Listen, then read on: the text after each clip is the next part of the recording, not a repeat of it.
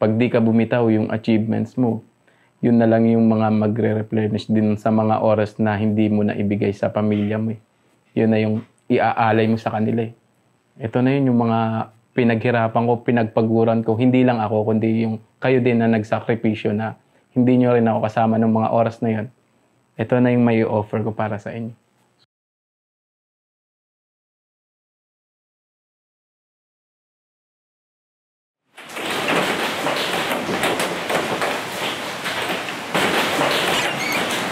Wow, Rob. Oh, man.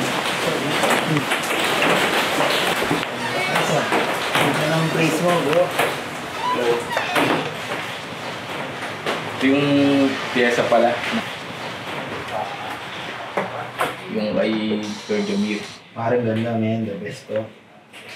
Ako si Rob Cerquillos, full-time tattoo artist dito sa Obsidian Tattoo Collective. Nung bata pa ako, naalala ko noon nung mga grade 1, grade 2, yun. Yun yung mga panahon ng mga comics, yung mga cartoons, yun. Dragon Balls, yun. Doon ako nagkaroon ng, parang, nung nakita ko yung mga mukha ni Goku doon, parang, kaya kong i-drawing to, ay sinubukan ko, ganito, ganyan. Doon ako nagkaroon na talaga ng interest na gusto kong mag-drawing palagi. Yung mga notebook ko, palaging may mga laman ng drawings. Minsan nga, mas lamang pa yung drawing kaysa sa mga sulat, sa mga pages na ganun. High school days, oo, tuloy-tuloy pa din. Hanggang sa medyo madami-dami na din akong alam na i-drawing ng mga cartoons. Hanggang sa may kaibigan ako na naghihena nun. Tapos, nagkaroon ako ng interest na sabi ko, parang kaya ko rin yan. Parang kaya ko rin maghena. So yun, nagpatulong ako hanggang sa na-adapt ko na din yung paghihena. Tapos hanggang sa naging sideline ko na siya. Habang nag-aaral ako noon, minsan hindi na ako nangihingi ng baon sa airmats ko kasi may diskarte na ako pang hena eh. Pag magre-recess. Yung iba kumakain ako, naghihena sa gym eh. Yung mga ganun tipo eh. After henna nung high school, so syempre graduate na, di ba? Pero bago pa yun, bago pa ako mag-graduate, si Airpods kasi noon medyo inabot na siya ng ng sakit. Nagka-stroke si Airpods noon. Tapos ako kasi born and raised ako sa Bacolod. Tapos si Airpods inabot na ng stroke. Sabay yung mindset ko noon, pag nag-graduate ako, luwas ako Maynila para makatulong kanila Airmats, kanila Airpods. So yun yung ginawa ko. Kumbaga yung goal ko ng time na yon. Luwas ako, makatulong ako kanila Airpods, trabaho ako, kahit anong trabaho, palagang ko yan, mga ganun. So, doon na nagsimula. Lumuwas ako way back 2010. Tapos, dito na, nung nasa Manila na ako, nakatambay lang ako sa bahay ng lola ko, mga tsahin ko. Tapos, parang 3 months, naka-standby lang ako, walang ginagawa. Tapos, may pinsan ako, malit pa yun eh. Sabi ko, san kaya may park na may mga naghihena? Sabi niya, meron dyan sa circle. Malapit lang pala. So, yun, pinuntahan namin. Tapos, doon ko nakikilala si Jerry ng tribo ni Jerry na naghihena. Nagbebenta ng mga burloloy. Di ba, pag may burloloy, automatic yan, may hena eh. So, yun, doon ako nag-inquire kung may naghihena ba. Sabi niya, meron tol, kaso wala pa yung artist, magpapahena ka ba? Sabi ko, ay hindi po, naghihena din po kasi ako. Tapos, yun, nagpakilala ako sa kanya. Tapos, sabi niya, pwede akong makita yung mga gawa mo. Pinakita ko sa phone, yung mga na-picture ko mga hena. Tapos, ayun na, sabi niya, pag wala kang gagawin, pwede kang umispat dito tuwing Sabado, Linggo. So, doon na nagsimula. Hanggang sa tambay, nagkaroon ng diskarte, nakapaghena hanggang sa tuloy-tuloy. Napunta sa pagtatato, nagkaroon ako ng interest magtattoo noon nung nakita ko yung co-henna artist ko na nagtatattoo pala siyang permanent. Tapos one time kasi may nag-inquire noon kung may nagtatattoo ba. Hindi ko alam na siya pala, nagtatattoo pala talaga siya noon. So ayun na, nung nakita ko na nag-set sila ng schedule, mag-i-start na sila. Doon ko na nakita na yung kung ano yung ginagamit niya pang tattoo na permanent. Hanggang sa napaisip ako na sabi ko, parang kaya ko rin sigurong gumawa niya kapag may gamit ako. So doon ako nagka-interest, doon ako nagtanong sa kanya kung saan makakabili niyan, magkano halaga niyan. Hanggang sa napag-ipunan ko, yung pera na inipon ko nung galing din sa paghihena. Hanggang sa nagkaroon ako ng sarili kong machine, ng set ng machine. Bago ako mag-tattoo, kumbaga parang may knowledge na rin ako sa kung paano mag-fit ng design sa balat, paano mag-form base doon sa previous na yun, yung paghihena. Pumasok sa pagtatattoo naman dahil yung interest ko sa henna, malaki na siya. Nung nagkaroon pa ako ng interest sa pagtatattoo, parang dumoble. Parang nakita ko na parang ito na yung gusto kong gawin. So yun, nung nagtatattoo na ako, way back 2011 yun, December 2011 kung di ako nagkakamali. Yun yung unang bili ko ng machine. Kumbaga, nung nagsisimula ka pa lang, hindi mo pa alam yung mga proper hygiene kung paano, di ba? Kasi syempre, bagito pa lang. Nakapag-service sa mga construction site, mga ganon. Nung nalaman ko na may tattoo competition pala, doon ako nagkaroon ng hindi pala po pwedeng tattoo ka lang ng tattoo.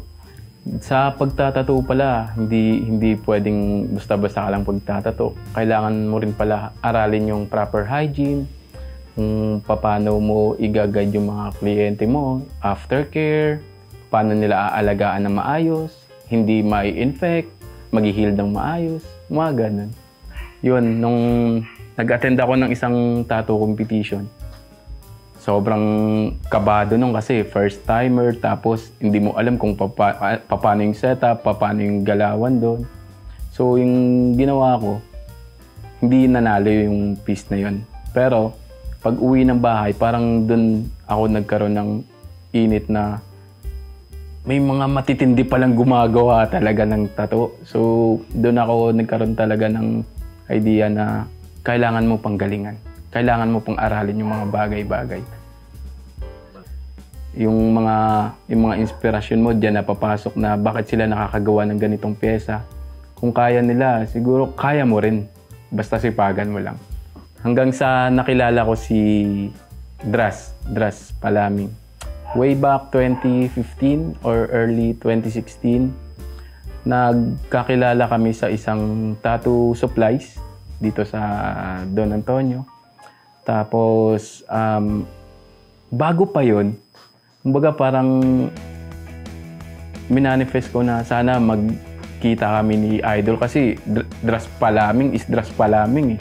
Nung taon na yun, 2015, 14, 13, talagang sinusubaybayan ko na yung mga trabaho niya. So, nung nagkita kami, sakto nagtattoo siya doon. Tapos, yung pyesa na ginawa niya, ibabalot na sana ng plastic wrap. Bago pa yun, sinabi ko na, pwede bang, Idol, pwede ko bang makita yung pyesa na ginawa mo, hingi ng advice. Sabi niya, go lang tol. Tapos, nung nanghingi ako ng advice, isang beses pa lang yung tanong ko, sobrang dami niya nang shinare sa akin. Kumbaga wala nang awat sa... Kaya doon pumasok sa isip ko na yung tao na to hindi lang magaling, kundi matulungin din sa kapwa niya nagtatato. Hindi madamot. Hindi nagkakilala na kami ni Dras.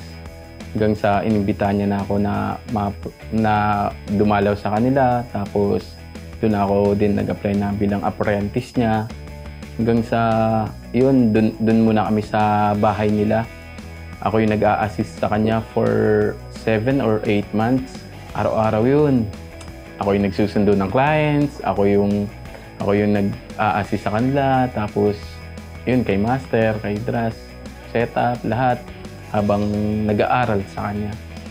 Dito sa Obsidian, naranasan namin yung parang tunay na magkakapatid na talaga.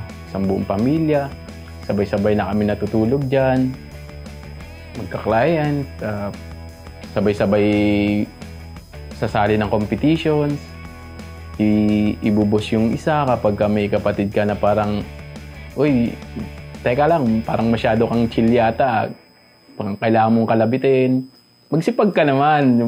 Bawal patamad-tamad kasi ikaw mismo, sarili mo, mahihiya ka eh. Yung mga kasamaan mo, antitindi ng mga ginagawa, nagpupuyat, nagpapagod, magawa ng pyesa, nag-aaral na maayos. So, ikaw, pag nakikita mo sila na ganun yung ginagawa nila, kakaroon ka rin ng interest, di ba? Ma-inspire ka rin sa mga kasamaan mo na, oy, teka lang, antayin nyo ako, gagawa din ako. Kumbaga, yun, sabay-sabay kayong magbubus sa sarili nyo. Yun, experience sa ibang bansa. Masaya, syempre, kasi from scratch to start, tapos kaya na galing sa struggles, naging full-time tattoo artist ka na, tapos hindi mo namamalayan, nakikipag-compete ka na international. Masaya siya kasi parang unti-unti mo nang nakikita na nag-grow na pala yung ginagawa mo. So, yung experience naman doon sa ibang bansa, lalo sa Thailand, di ba? Pagdating doon, parang alam mo na, uy, wala na ako sa Pilipinas kasi yung mga sulat doon, mga signage doon, Pancit Canton letters na, di ba? Kumbaga, doon mo na din may meet yung mga ibang international artists na sa Instagram mo lang nakikita, sa Facebook. Tapos ngayon, nakakalaro mo na, nakakadawa kang palad mo na. Yun yung first na competition namin na magkakasama kaming lahat. So, masaya kasi yung galing ka lang sa mga local competitions before na attend ka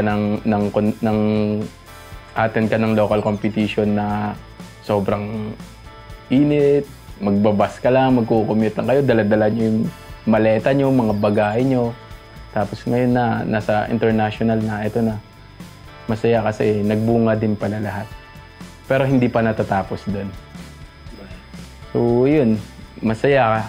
Sobrang saya kasi sa team namin, yun, nanalo din si Basilio sa Thailand, sa Best of Show. Lahat ng to, binitbit kami ni Obsidian ng magkakasama. Bilang tattoo artist, hindi rin siya madali kasi maraming struggles din, may mga sacrifices din talaga na yun yung mga nagpapatibay din sa'yo. Diyan papasok yung sacrifices ng unang-una, yung oras mo sa pamilya, oras mo sa anak mo kasi yung pagtatato, kagaya ng competition, ahead of time, a day before, preparing, paggawa ng design, paggawa mo sa kliyente din minsan, hindi biro, gagawa ka ng mahabang session dyan sa pyesa mo, aabot ka ng 8, 10, 12 oras. So, yun yung mga oras na nawawala para sa pamilya mo. Pero, pag di ka bumitaw yung achievements mo, yun na lang yung mga magre-replenish din sa mga oras na hindi mo na ibigay sa pamilya mo. Yun na yung iaalay mo sa kanila. Ito na yun yung mga pinaghirapan ko, pinagpaguran ko. Hindi lang ako, kundi yung kayo din na nagsakripisyo na hindi nyo rin ako kasama ng mga oras na yun. Ito na yung may offer ko para sa inyo. So, parang mga magagandang nangyari. Diyan na pumasok yung mga awards, mga trophies na pinagpuyatan mo, yung mga napapanalunan mo. Pero yung pinakamalaking achievement siguro na nabiyaya sa akin sa buhay ko, magkaroon ako ng anak. Isa pa sa nagpatibay sa akin, isa pa nagpasipag sa akin, siya yung naging inspirasyon ko kung bakit ko pinagpapatuloy yung mga ginagawa ko. Kaya lahat ng to inaalay ko sa kanya. Hindi lang din sa kanya, kundi siyempre sa ibang mga pamilya ko din. Pero siya talaga yung pinakamalaking factor kung bakit kailangan ipagpatuloy at magpursige pa, mag-aral pa ng maigi at makapag-share pa ng ibang knowledge din sa mga baguang artist na nagbabalak na mag-tattoo, pasukin ang mundo ng tattoo. Sobrang laking tulong talaga, sobrang laking impact ni Macbeth sa amin kasi isa yan sa international brand din na nagtiwala sa amin, sa akin, individual, sa amin buong team. Nakakatuwa kasi may mga ganong brands na nagtitiwala sa inyo na isa pa yan sa nagpapaboost ng kakayahan mo na kailangan mo pang tindihan sa susunod kasi may malalaking kagaya niya na brand na nagtitiwala sa'yo. So, wala kang time para mag-chill, wala kang time na hindi magpursige kasi maraming nagtitiwala sa inyo. So, isa yan sa mga sukli namin para sa kanila. Sana mapalawak pa, kagaya ng nasimulan ni Master, ni Dras Palami, na lumaki pa. Marami pa kaming mga artist na matulungan. Sana madagdagan pa tong mga awards namin. Hopefully, international. Yun, sama-sama pa rin kami. At hindi kami mapapagod sa kung ano man yung ginagawa namin. At sana masuportahan pa kami ng mga ibang brands na nagtitiwala sa amin, like Macbeth. Sobrang nagpapasalamat kami dyan kasi isa siya sa nagbigay ng suporta. Sa mga aspiring tattoo artists, una-una, magtiwala ka lang sa sarili mo. Sipag lang, tuloy-tuloy mo lang, manatiling inspirado sa ibang artist at ma-apply mo din sa sarili mo. Hindi mo mamamalayan, kalaunan ikaw na din pala yung nagpapa-inspire sa iba. Be humble.